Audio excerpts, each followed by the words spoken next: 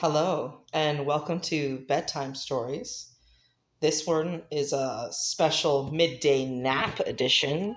We're going to be reading a super bat fic called The Duality of Man by That Damn Kennedy Kid. I'm going to read you out the tags so that you can nope out if this one's not for you. It is explicit. It is specifically featuring the Batman from the Batman movie 2022 and the Christopher Reeves movie Superman. Excuse me. Oh, I thought I didn't have to cough. Had the I had the hard candy. I had the drink. I was all ready to go, and then my throat was like, "No, fuck you." All right, where was I?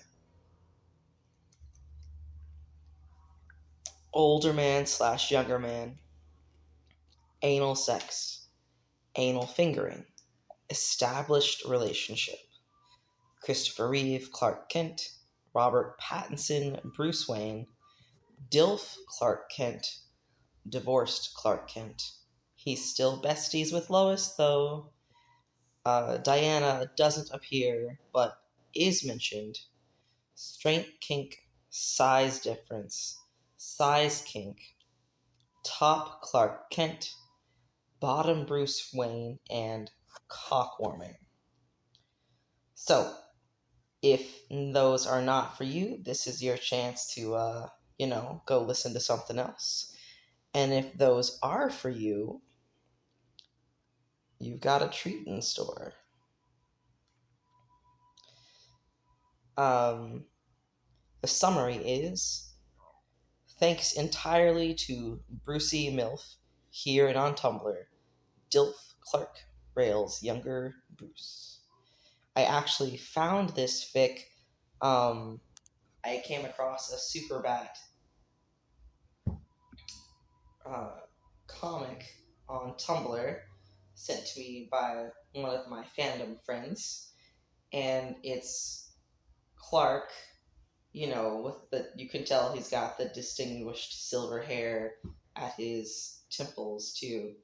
It's Clark looking at an article that he wrote featuring a very prominent picture of B and Lois leaning over saying, "Oh, it's your boy toy," with the caption, "Editor-in-Chief Clark Kent got caught simping on working hours." And Clark's just like, "Lois?" Question marks, exclamation points. And then I reacted very positively. I was like, I did not know. What did I say? DILF Clark and Sugar Boy Toy Battinson is not a flavor I had ever previously considered, but I find it delicious.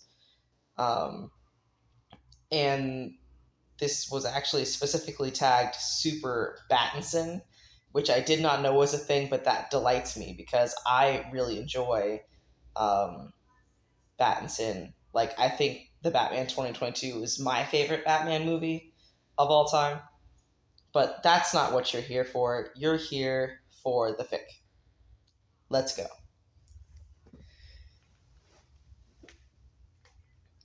You keep staring at his photo like that, and Perry's going to fire you, Lois teases, kicking him under the desk. I know. He still strokes his fingers over the screen. He's just so pretty. She rolls her eyes. He looks like a kitten in a soaked cardboard box, but to each his own. That's because you haven't seen him train or punch people, he sighs dreamily. Should I get you a notebook to doodle in, future Mrs. Wayne? She pokes his cheek with a smirk. That'd be great. She cackles, throwing a pad of sticky notes at his head. You're hopeless. Completely. He sighs again, dropping his head down to his fist as he scrolls through the pictures Kat Grant hadn't used in her article on the Martha Wayne Foundation Gala. Oh, I forgot to say, this fic is just over 4K words, so I should be able to get it done in about 45 minutes, depending on if I get distracted into being chatty or not.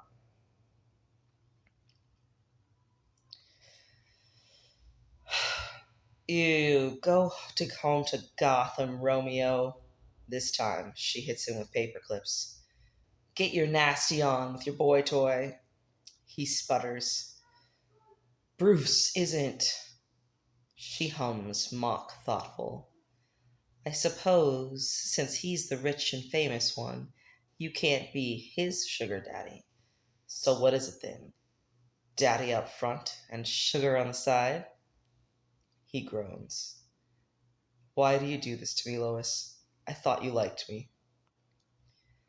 I do, Smallville, but the gasket cat is going to blow when Vicky Vale inevitably gets the scoop on your relationship.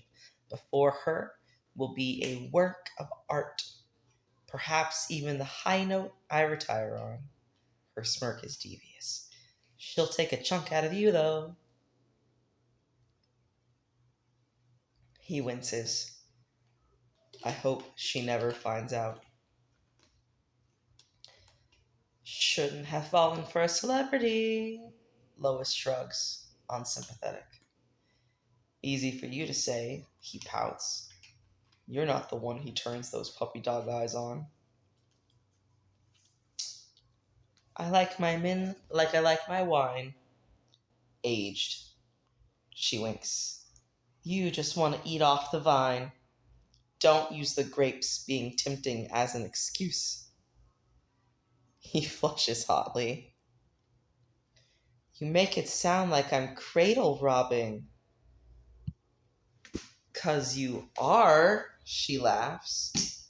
Were his parents even together when your little rocket ship landed in Kansas? Ew, don't make me think about that, he grimaces. At least he's athletic, she continues, since her affection for him has never once equated to mercy. I bet he can ride for hours. Bindi. His best attribute. He's very, very Bindi. She cackles again. Kinky already? You move fast. I didn't. It's part of his nightlife to be able to move like that. Sure, she's grinning. At least he's young and Bindi enough to keep up with your stamina. Make good use of him while you've got him. Side note, I don't mean to be having an existential crisis over Superbat in the middle of an explicit fic, but what have we decided as a fandom, like, how is Clark aging? Is he functionally immortal? Because Bruce is not. That gives their romance an extra edge of the coming tragedy that they see is coming, but the sweetness of choosing to love anyway. Although with Battinson, he could die any day with the low regard he has for the worth of his own life. I bet Clark works really hard to keep him alive and healthy and Bindi for as long as he can. Which then brings into mind the question, you start your relationship off as a friendship, romance develops, then you have a sexual component too. And when one of the partners gets too old to have sex, whatever age that is for that pairing, like loses interest and or the physical ability to do so, the romance can still be there. And the friendship should always be there, I think, if you take care to keep it thriving and, warm. And, wow, I don't even know where I was going with that. I am so far off. I don't even know. Okay, back to the story. Here we go. He looks back at the pictures of Bruce. looking as uncomfortable and scared as a dog in a shelter commercial. I bet that is the still pulled directly from where Bruce is getting out of the car at the funeral. And he's just like so uncomfortable to be like in public at a function. So relatable.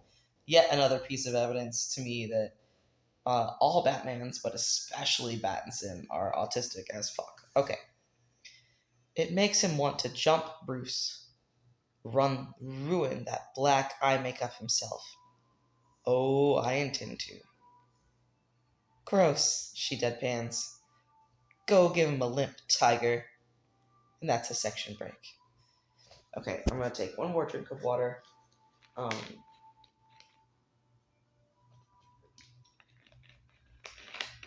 Here we go.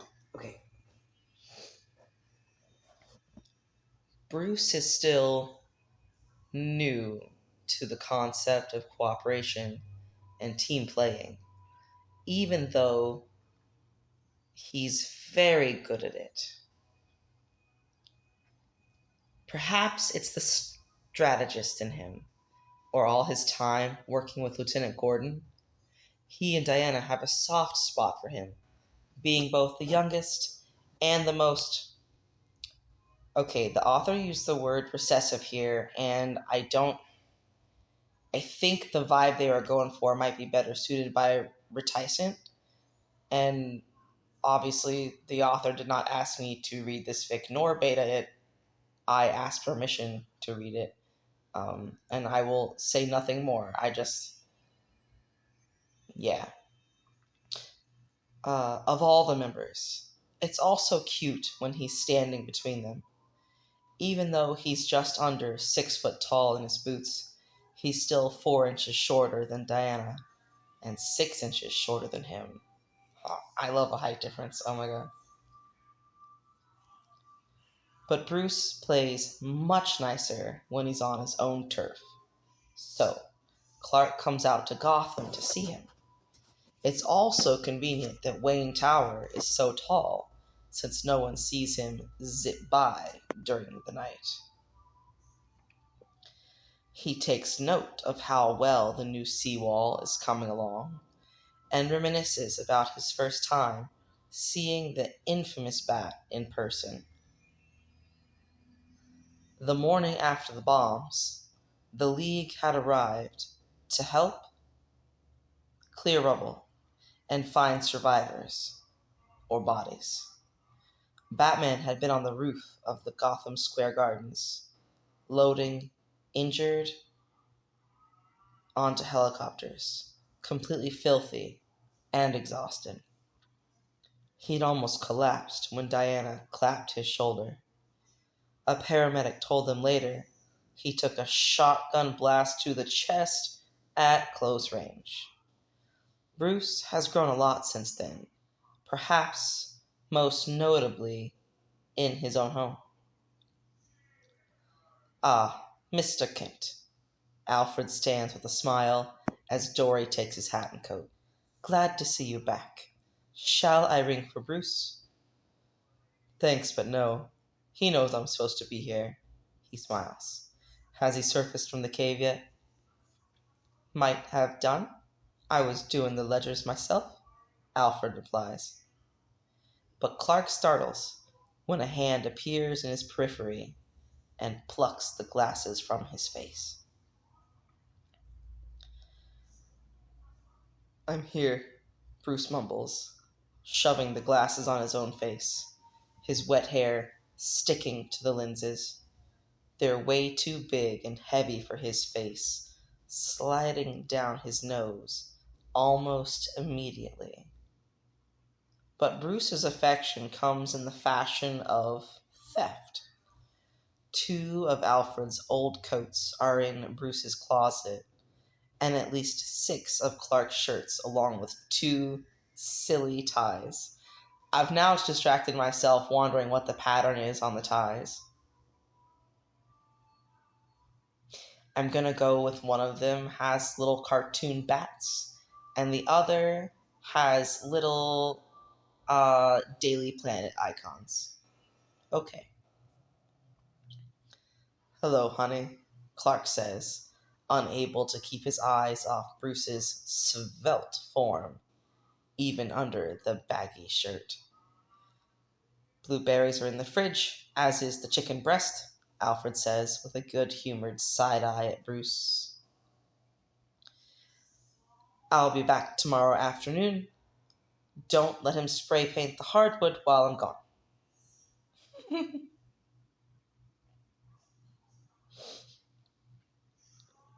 Bruce groans. You're never going to forgive me for that. Absolutely not. Alfred shakes his head. You'd think I raised a baboon.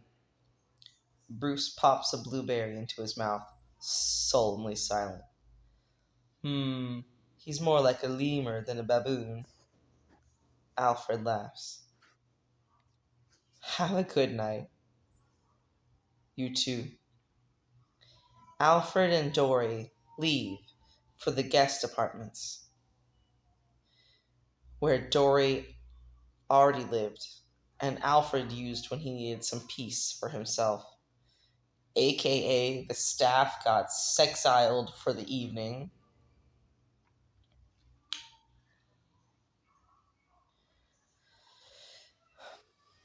Okay, I think this is where it's gonna start to get sexy, folks. Bruce swallows, suddenly bashful in the quiet. Looking up through his lashes, he speaks. What did you want to do? He can't help but grin. Anything you'll let me. Bruce's mask covers his cheekbones, which is good, because he blooms red there when he's flustered, right up to the tips of his ears. He ducks his... Nope, I lost my place. Sorry, a noisy car went by and I looked away, and where was I? He ducks his head to hide behind his fringe. Right to business, then. Oh no, he slides up behind the younger man, tipping his head back and pressing a berry between his parted lips. If you'll let me, I'll do anything and everything, for as long as it takes. Bruce's swallow is thick, and he gets the pleasure of watching his eyes dilate through the thick lids. His jaw clicks shut, rendered speechless, and his heart rate picks up. Bruce likes him, forward and eager, but is hopeless in reciprocation. That's okay, though. Clark loves to chase, especially when that chase ends in surrender rather than domination. So much sweeter for being willingly given. And Bruce is one of the most obstinate and mercurial people he's ever known, embattled on the streets and in his mind, yet kitten sweet under his hands. He yearns for the touch he's afraid of, but when the longing overcomes the fear, he becomes positively luminous, basking in the moonlit sheets like some playful nymph, the cool white satin nearly as seductive as the man himself. That is a banger of a paragraph. I like that.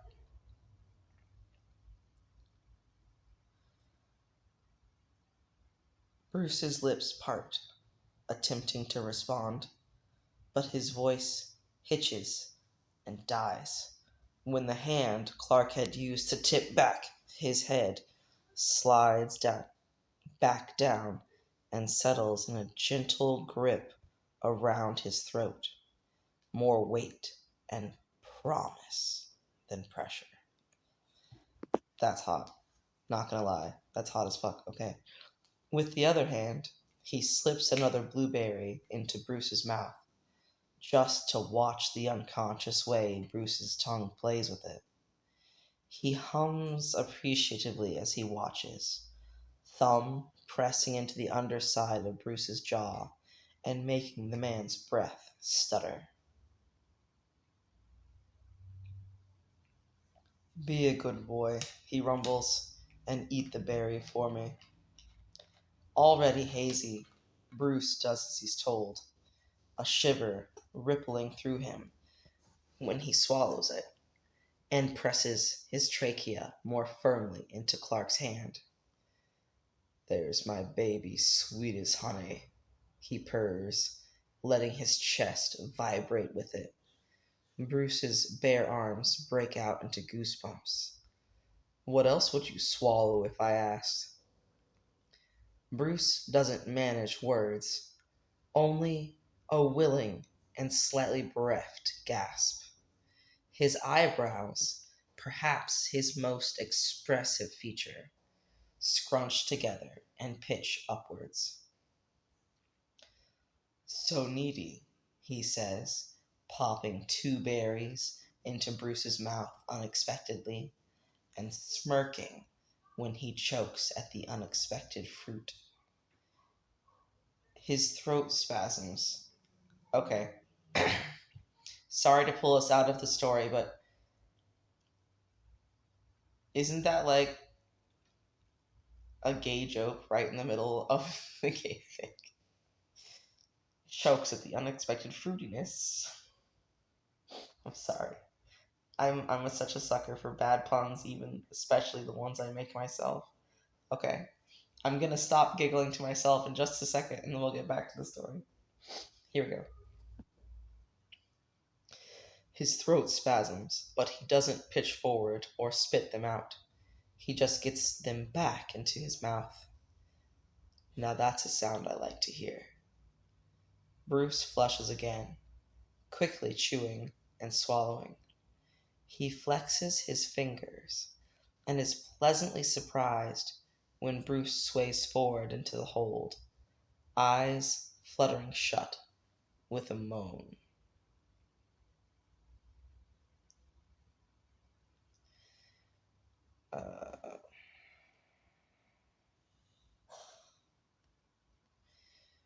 Sorry, like my page just reloaded and the font got really small.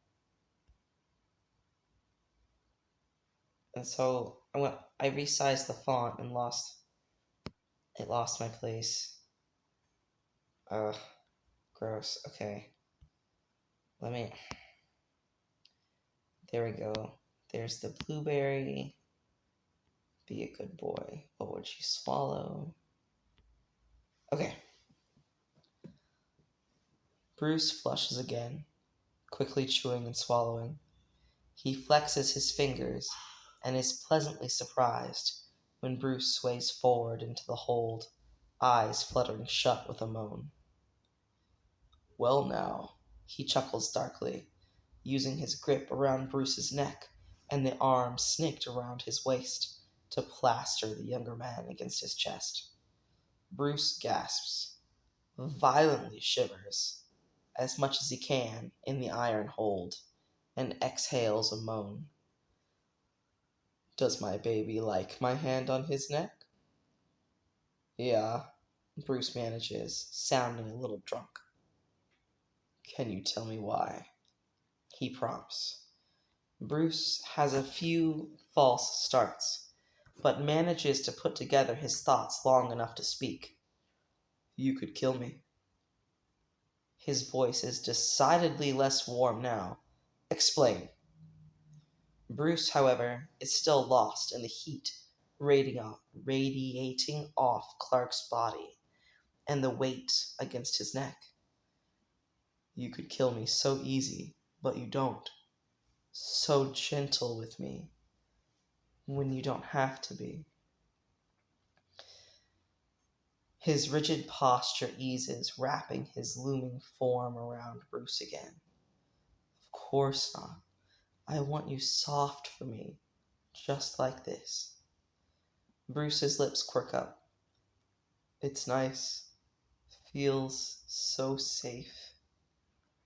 Ah, he understands now. He licks up the uncovered bit of Bruce's neck, right up behind his ear. Bruce groans, dropping his head forward, despite the pressure it puts on his neck. "I'll always take care of you, baby boy. I'll give you anything you want. anytime you want it. You're so good, so well behaved for me. Bruce whimpers, words failing him again. But he doesn't need them now. Clark can take over. The arm around Bruce's waist slithers under the baggy black shirt to find the waistband of his sweatpants. He dips under it, hunching down so his hand can cup Bruce's dick full. It jumps at his attention, leaking copiously. Bruce hardly ever took care of himself when he was single, but since he's gotten with Clark, he complains and mutters about how it just doesn't compare anymore.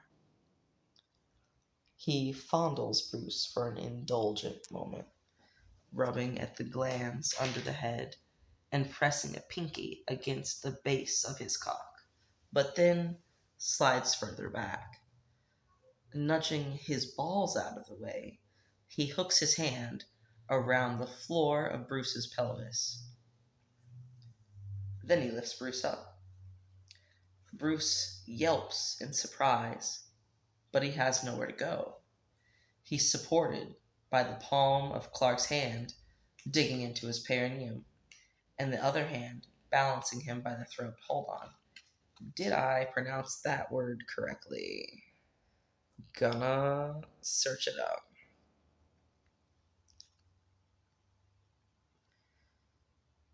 Alright. No, I need the pronunciation, not the definition. I know where the body part is.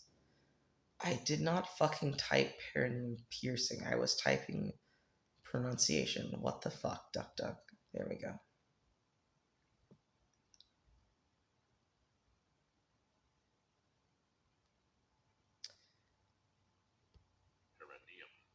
Perineum. Perineum. Okay.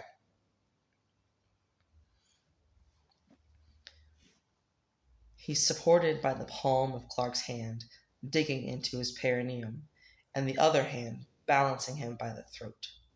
He can't help but jolt and twitch at the sudden and intense stimuli. It's only a few seconds before Clark has them on the couch, back to front, and the pressure leaves. He slumps back against Clark, who started pressing kisses and nips to his shoulder. His legs are splayed over Clark's own, spread wide and lurid even while clothed.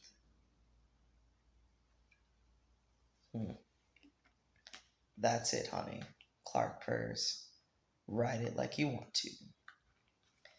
3 of his fingers abruptly dig insistently into Bruce's perineum, and Bruce spasms, limp hands slapping down onto Clark's arms and digging his nails ineffectually into the impenetrable skin. His eyes are squeezed shut, and he's bitten his bottom lip. That cute brow furrow almost looks like pain. He bites Bruce's earlobe and tugs gently. None of that. I want to hear you. Bruce lets go, but clenches his teeth, making that chiseled jawline jump. He licks along it just because he can. Bruce must have shaved in the shower, because there is no trace of stubble at all. Come on, honey. I told you to ride it, he coos, jabbing inward in a short, sharp thrust. Bruce keens, arching his back as if he was trying to escape. But his hips start to swivel, jerky little motions that are partly involuntary and partly overwhelmed. He does almost feel bad. This is a lot of stimulation right away, and he knows Bruce is always strung tight like a bowstring. Bruce's left hand flails out for a new handhold, eventually slapping backwards and gripping tight in Clark's hair. He uses it as leverage, pulling himself up so he can rotate more fully on Clark's fingers. He pants rapidly as he moves, uncoordinated and instinctual. If Bruce is so sweet right at the beginning of their night like this, he's going to be a delight for the rest of the evening, without a doubt. Right as Bruce starts to release these little whines between his panting, Clark smirks against his neck. His left hand, pressed against the perineum, begins to rapidly vibrate, and the hand around Bruce's neck closes enough to restrict the blood flow, but not his breathing. That's right, folks. Keep it safe, sane, and consensual. Also, nice use of superpowers there, Clark. Bruce violently convulses, strong enough to have ripped out a normal man's hair and torn open their skin with his nails. He can't manage to make a noise as his body seizes, rigid like a plank, over Clark's lap. For almost 30 seconds, Bruce remains suspended like that, the only movement being the heavy contractions of his cock as he comes, soaking Clark's wrist and forearm. Bruce's first gasp of air signals Clark to slide the fingers of his left hand away and stop vibrating them, and the right one to relax the grip on his neck. Simultaneously, no, that sounded weird to me.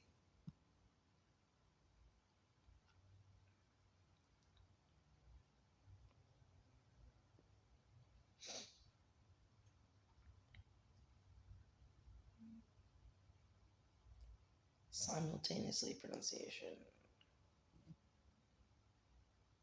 How come it popped up the other one in the search, but this one I have to go to the fucking website?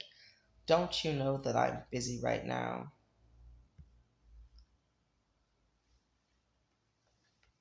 Go to a YouTube video about it. Jesus fucking Christ. How to pronounce this word, both in British English and in American English, as the two pronunciations differ slightly.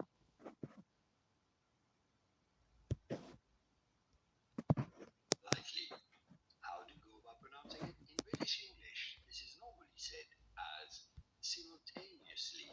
You don't want to stress on the third syllable on the tail. Oh my god, it even goes into the syllables. Simultaneously in British English. In American English, however, this is usually pronounced as simultaneously. Simultaneously. Alright, well, I would. Simultaneously. What? I don't even hear a different whatever. Simultaneously, Bruce's body gives out on him, and he collapses into a delirious puddle on Clark's lap, so high on endorphins and the rapid pace of his breathing that he doesn't even stop to swallow back the drool that slips from the corners of his mouth. Damn, Clark, you fucked him stupid. He tilts Bruce's head so he can kiss the corner of his mouth. Thank you for that, honey. Bruce's blown out gaze, with significant effort, meets his. The thin ring of blue makes Clark ravenous. He wants to fuck Bruce unconscious every night. Wring him out. He would, if it wouldn't be too much on Bruce's body. Even young as he is, it's no match for Kryptonian constitution and the constant drive to own Bruce's body. Oops, I already read that sentence. Kara and Jor-El had warned him before that those kinds of possessive feelings are common to Kryptonians, but he'd still been taken aback at how strongly Bruce inspired it in him. He chuckles, nuzzling their noses together. You should wear my glasses more often. Bruce blinks, confused. He'd completely forgotten he was even wearing them. He gathers some of Bruce's copious cum onto his fingers, then spreads his own thighs. Bruce slips down slightly, his sweatpants stretching over his thighs, and he presses the pads of his first 2 fingers to Bruce's hole. Bruce's eyes widen, gaze snapping down to where Clark's hand is hidden under the dark fabric. His mouth drops open in shock when Clark presses enough for 1 finger to peek in. Don't worry, he reassures. I'll let you recover first. But in the meantime, I'm going to play with you and get you ready for me. What do you think, honey? Bruce whimpers, dropping his head back onto Clark's broad shoulder to stare sightlessly at the ceiling. Oh my god, Clark, you fucked him nonverbal. Like, damn. He's still panting like a marathon runner, and his heart is hammering, but his body is limp and yielding. Clark moves his right hand from Bruce's neck, and as his fingers play with Bruce's hole, he presses his right index and middle fingers into Bruce's mouth. At this, Bruce moans, wrapping his lips a little half-heartedly around the digits as he starts to lazily suck them. He turns his head just enough to stare at Clark, lips parting, so he can see the way Bruce's tongue plays with the fingers. Now isn't that very pretty of you? He coos, deliberately and slowly, pushing in until he can trigger Bruce's gag reflex. He only toys with it. He likes the sound Bruce makes, the moan always tacked on the end, but doesn't like the tenseness Bruce's body gets when he's actually choking. He gets that sweet sound a couple more times before he pulls back and lets the younger man resume casually filleting his fingers. Awareness is bleeding back into Bruce's eyes, so he starts getting really noisy. Little gasps and groans and whines that always drive Clark crazy. Carefully, body still a little too loose to control, Bruce starts to grind down on those playful fingers. But it's not the fingers he wants. The top of his ass and his lower back are in the perfect position to press on his cock, still trapped and unattended in Clark's suit pants.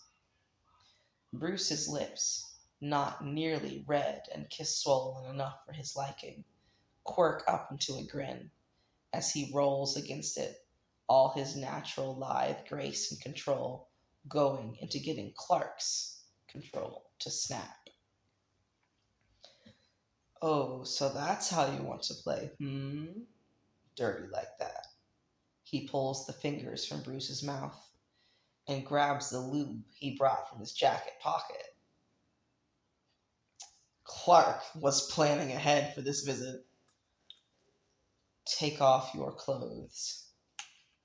Bruce doesn't try to dislodge his fingers, just kicks off his pants, then sits up enough to pull his shirt off.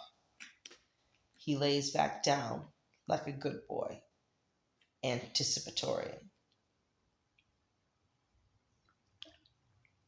Clark uses Bruce's pelvis as leverage once more, lifting him up so he can pull off his belt and open his pants, wriggling them down his thighs so it'll be comfortable. Bruce's brow furrows in confusion, since Clark usually likes being skin to skin.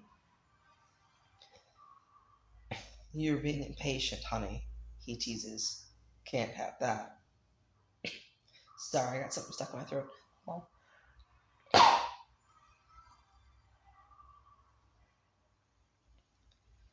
Bruce's frown is turning into a scowl, but he jolts when Clark presses the nozzle of the lube bottle right against his hole. One of Clark's fingers is holding it open, so it squirts nice and thick inside of him. Bruce hisses at how cold it is, but stays still. Two of Clark's fingers slip in easily now, with a third quick to follow.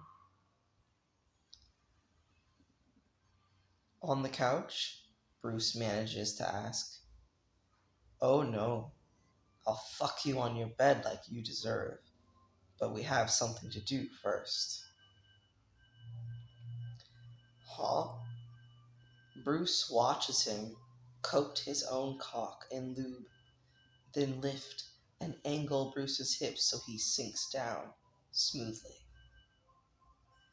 The breath is punched out of Bruce again, both for the abrupt change and the sheer girth of Clark. Once Bruce is seated, Clark's left fingers start stroking around the stretched hole and coating his perineum in lube. The touches are gentle, more like petting than real strokes. Bruce blinks, bewildered, when the TV flicks on and Clark presses the remote into his hand. "Pick a show." What? Clark feigns innocence when he gazes back. "I want to spend time with you, Bruce, but you're always in such a hurry." Bruce's eyes widen, then narrow in understanding. "You bastard." "Aw, that's not very nice, honey." He steals a kiss and can't help but smirk. "When I offered to let you pick and everything. You should pick something that's at least an hour, though." "An hour? Don't tell me you have a case or something you need to work on." His puppy eyes fool no one. But Bruce wouldn't be Bruce if he wasn't also sufficiently devious. He picks a documentary about space and turns the volume down. They both know Clark can hear it and that Bruce doesn't care. But Bruce gamely plays along, sitting speared with his legs splayed wide open. More the fool was Clark letting him choose. The predominantly black backdrop of the documentary means he can see the reflection of his cock inside Bruce on the screen. Bruce lays back, draped like a sheet more than a human being. For the first while, he considers and reevaluates his plan. Surprised Bruce would just take this without a fight. He should have known better. At exactly the 30-minute mark, Bruce's right hand casually slides down his own chest. He doesn't play with his nipples, but traces the scars and valleys of his own body. There's a lot of scars for him to trace, I'm sure. Ooh, that puts me into an interesting thought. I'm so sorry, y'all, but this is what happens when you're listening to a story read by someone with autism and ADHD. We get distracted, okay? But Clark doesn't scar, but Bruce does. And I wonder how erotic they find that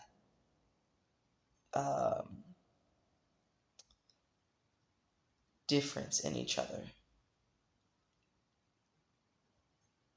Like, I bet there's times when Clark just kisses all over Bruce, you know, loving on him and tracing his scars and asking about the stories behind them, which Bruce probably doesn't even remember most of them. It's like, it was a Tuesday, like, whatever. And then the reverse can also be true, where Bruce is, body worshiping Clark, and Clark is telling him about times that he's been hurt, but not physically injured. Or, if it was severe enough to actually injure him due to kryptonite and circumstances. But then he healed up anyway, so there's no proof that it happened except in his mind. Like, which is the worst thing, do you think? To have experienced the traumatic incident, but have no proof on your body that it happened? Or to have the scar and not remember how you got it? Okay, back to sexy times. Apologies for the big philosophical moment in the middle of your sexy story, but here we go. He doesn't play with his nipples, but traces the scars and valleys of his own body. Clark waits for him to grab his own cock when he gets low on his abdomen, but instead, Bruce cocks his hips backwards and presses his whole palm down in the gap between his pelvis and his Adonis belt. Clark jolts with the unexpected sensation, realizing too late that he's big enough for Bruce to play with from the outside, too. Bruce's teeth snag on his earlobe, and his exhale is deliberately heavy. He rolls his hips up into his palm, sighing directly into Clark's ear. Can you feel me? How do I feel all around you? Am I tight and wet enough? He groans into Bruce's shoulder. You're perfect. Bruce grabs Clark's right hand and replaces his with it, so that he can feel his own rock-hard cock through Bruce's flesh.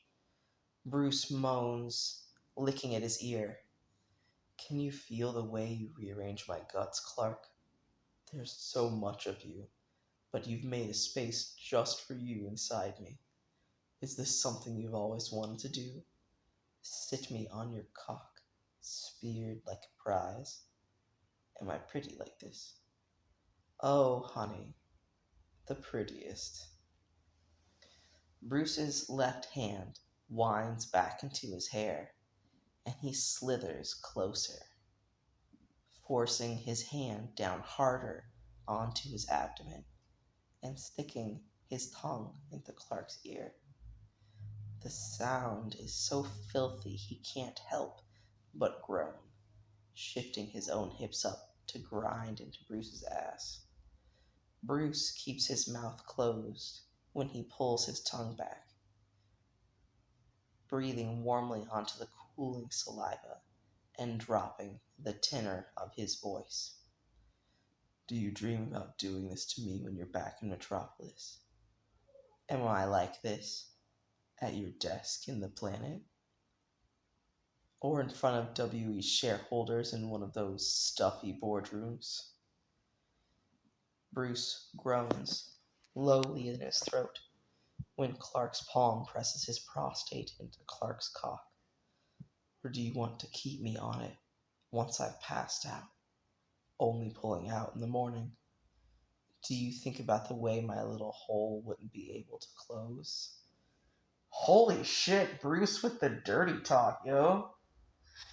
Ooh, didn't know he had it in him. Well, he's certainly got something in him at the moment.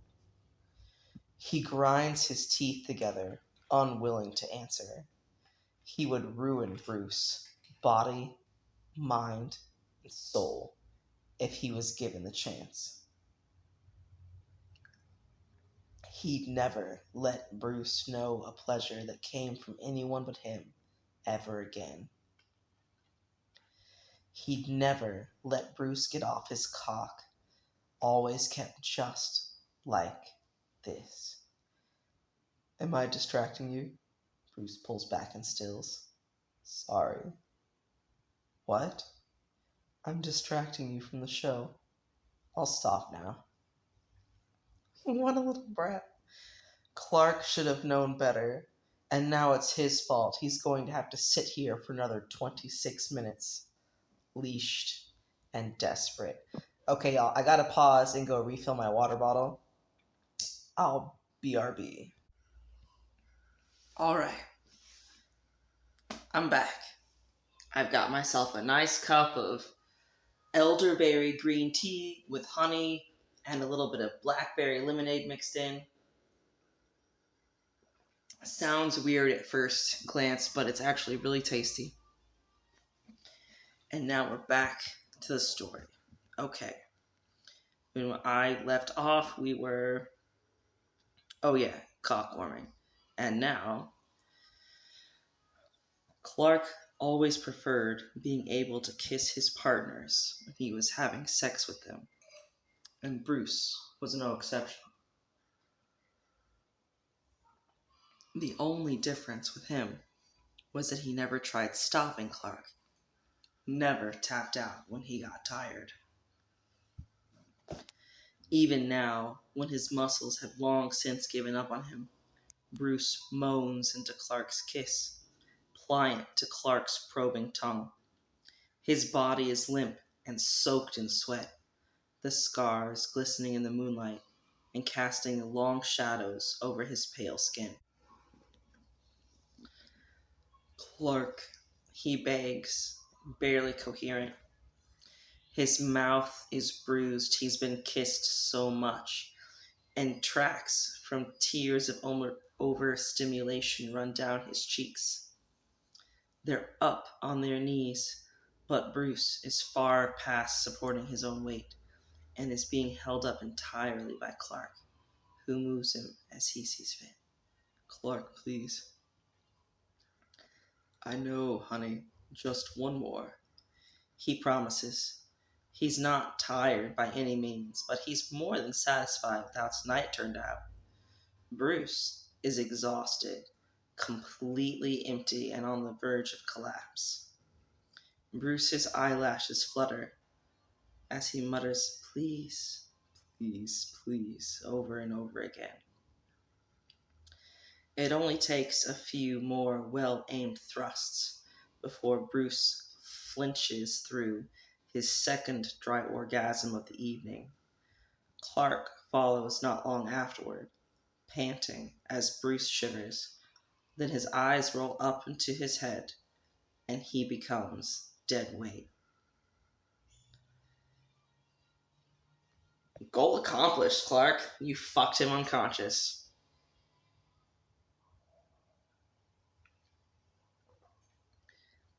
He lowers his young lover down onto the bed, watching in satisfaction as his cum leaks from Bruce's abused hole, twitching and red hot. Bruce's thighs are also splattered with seed, and he's probably going to need a proper shower to get it all sorted. Maybe a bath, if his lower back isn't up to standing. Clark almost feels bad. He cleans them up as best he can, without moving Bruce, then snuggles up and calms his own heart down to match the rhythm of Bruce's. He's the first to wake up the next morning, so he just gets to enjoy seeing Bruce's naked body stretched out in the rare Gotham sunny day. You ruined me, Bruce mutters in complaint. Why am I subjected to sunlight? You're not gonna melt. No, I'm going to get a sunburn. Nah, you're stronger than that. Bruce peeks a contemptuous eye out from under the sheets. I'm pale, Clark. You should be lucky I'm not a redhead, or I'd have sunburn already. You're dramatic. He chuckles. I'm laughing because I am a very pale ginger, and if the sun so much as like sneezes in my direction, I get a sunburn. Bruce pulls the covers back up. He laughs and leans down to kiss the blankets where Bruce's head is. Blanket burrito, Bruce, that's so cozy. I'm going to make breakfast. Did you want anything specific? Coffee and espresso. I meant as in food, but okay. He kisses the top of Bruce's head once more and ambles away. He loves Bruce so much. All right, and that's the end of the story. Tap that kudos button.